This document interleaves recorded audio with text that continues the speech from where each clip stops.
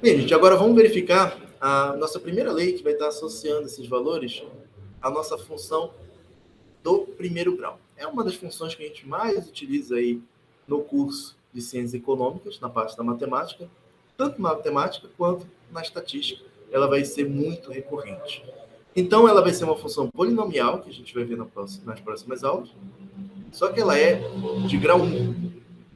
E ela vai ser dada por f de x igual a x mais b. Então, vejam que a gente tem uma lei que associa os valores de x com y.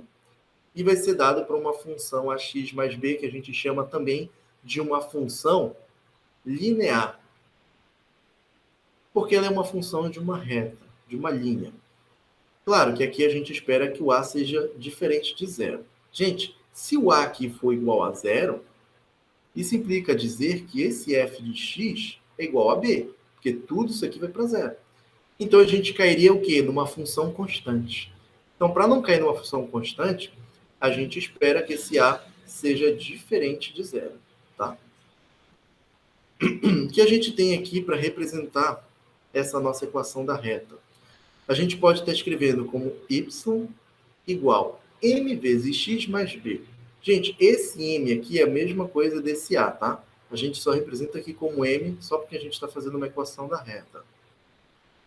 Esse m, que é a mesma coisa do a, ele vai ser o coeficiente angular. O que isso significa? Que a gente vai estar medindo o ângulo que essa reta vai ter em relação ao eixo x. Então aqui a gente tem o relacionamento do f de x e o x no plano cartesiano. Se eu tiver uma função bem íngreme assim, significa dizer que esse m ele é alto, porque eu tenho um ângulo formado entre o x e essa reta bem grande. Agora, se eu tiver uma reta dessa forma, significa dizer que ele tem um ângulo menor em relação aqui ao eixo x. Ó. E, claramente, se eu tiver uma função desse jeito, a gente não tem ângulo algum entre essa reta e x.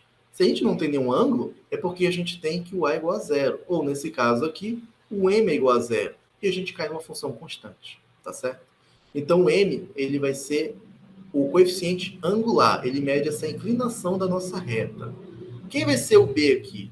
Bem, o b ele vai ser o nosso coeficiente que vai estar partindo aqui do cruzamento do eixo b. Ele é esse intercepto, tá bom? Então, o b vai ser esse intercepto e o a ou o m vai ser esse nosso ângulo aqui, tá certo? Vamos lá.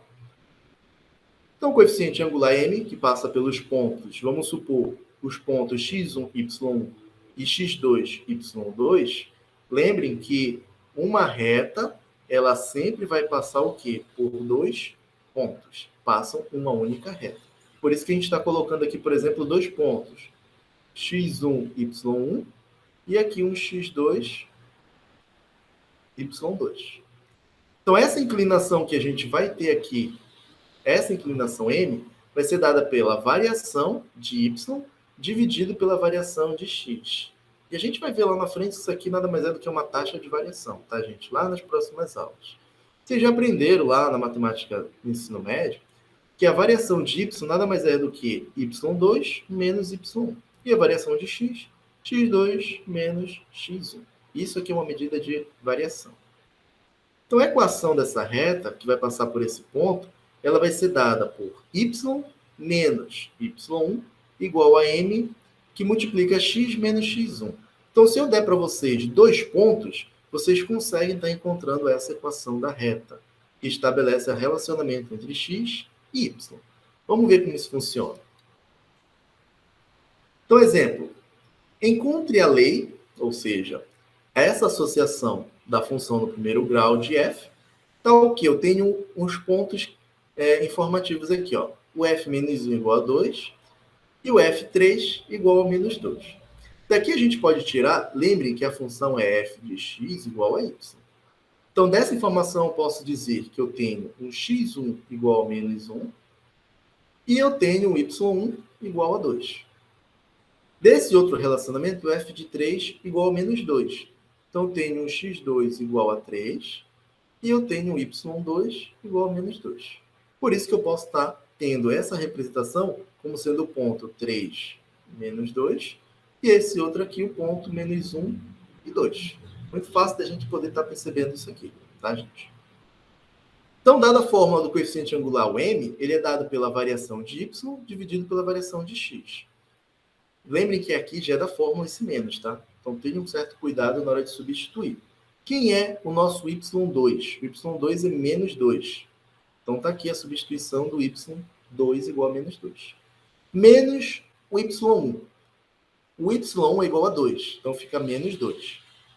Dividido pelo x2, que é 3. Está aqui o x2. Menos o x1 é menos 1. Então, cuidado com o sinal. Coloque o menos 1 aqui. Quando vocês fizerem essa conta, aqui em cima vai dar menos 4, dividido por 3, com menos vai dar 1. 3 mais 1 dá 4. Então, aqui em cima dá 4. Menos 4, desculpe. E aqui embaixo dá 4. Menos 4 por 4 vai dar menos 1, que é o coeficiente angular.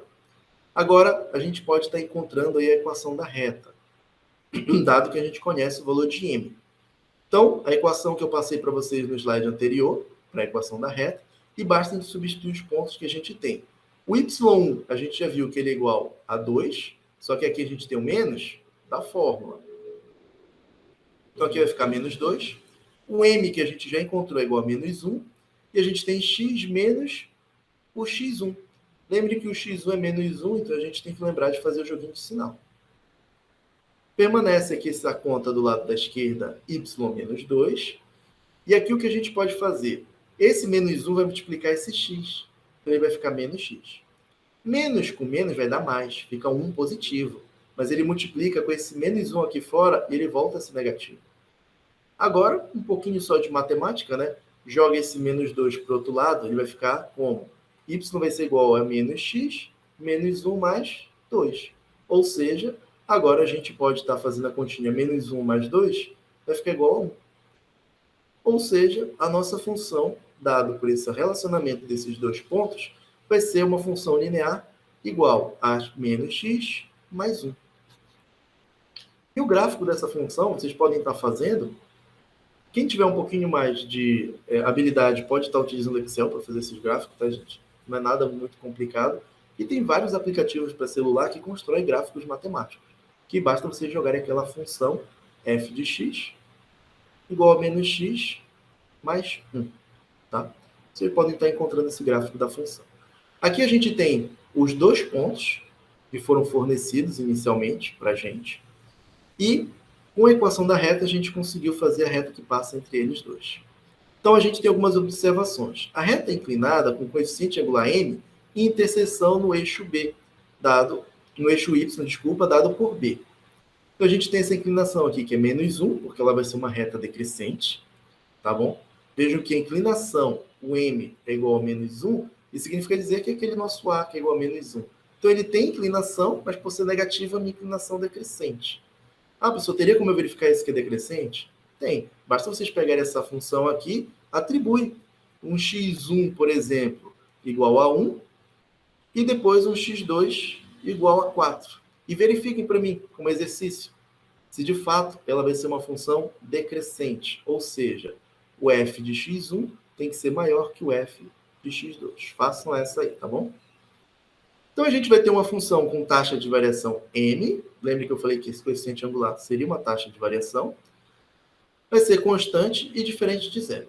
E a função f vai ser crescente se eu tiver esse coeficiente angular maior que zero, ou vai ser decrescente se o m for menor que zero, que foi o caso desse nosso exemplo.